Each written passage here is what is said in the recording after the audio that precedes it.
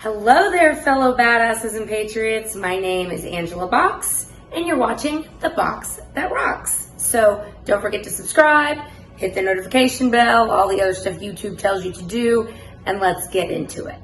So did everyone catch the hashtag climate strike, hashtag climate crisis, hashtag climate change is real? Well, evidently all around the world, a bunch of school children and their leftist enablers decided to skip school and skip work and go talk about how horrible the West is and how we should all not eat meat and drive cars. And America was finally introduced to the European climate activist by the name of Greta Thunberg. Now, this child is 16 years old, and she also reportedly has Asperger's syndrome, which make what her parents and her leftist overlords, what they have done to her, even more monstrously obscene. They have completely brainwashed this child, just as they brainwash every other child.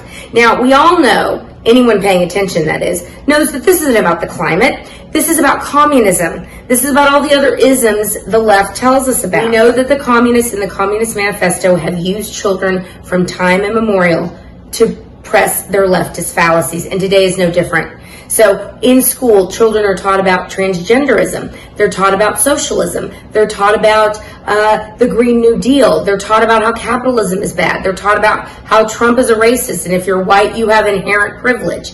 This isn't coming out of nowhere. It's coming from the Communist Manifesto.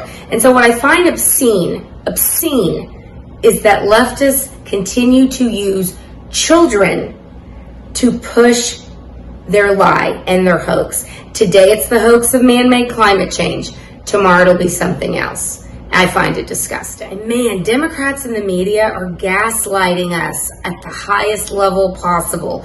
This whole Trump impeachment thing, which they have been trying to do ever since he was elected because the temper tantrum never ends with the left, it has now been ratcheted up a few notches. But I have to believe that President Trump has got their number.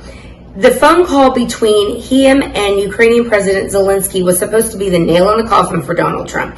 In fact, it was supposed to talk about quid pro quo. And the president doesn't do something about Joe Biden's son, then Trump is going to withhold aid. But here's what all good gaslighters do, and the Democrats are masters of it. They've done exactly what they've accused President Trump of doing. So the Obama administration, the entire Obama administration, and more specifically Joe Biden, went over to the Ukraine and asked for his loser son to get a job. Not just any job, but a job that paid around, $87,000 a month. So he did this with China, and he did this with the Ukraine, and he leveraged United States aid money to do it. Then, when the Ukrainian prosecutors started thinking this was a little fishy, guess what happened? Joe Biden got the prosecutor fired with the knowledge of Barack Obama, because he said, and it's on tape, I'm not making this up, you can go look at it yourself. He said, now, if you don't stop with this prosecution of my son, then we're not going to give you $1 billion in American aid. They didn't believe him. He said, call Barack, call the president. And lo and behold, 6 hours later, the guy was fired. That's the real Ukrainian story. So once again, the leftists in their never-ending peak of trying to get rid of a duly elected president have played once again into his hands. Now, in the upcoming weeks, I expect D-Class to be coming. I expect lots of balls to start rolling, and all of us patriots who've been paying attention, this is where it gets good.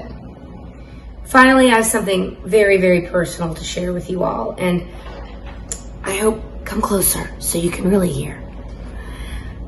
There's been a lot of talk about identity lately and how every human being has the right, nay, the obligation to identify with whatever they choose to be.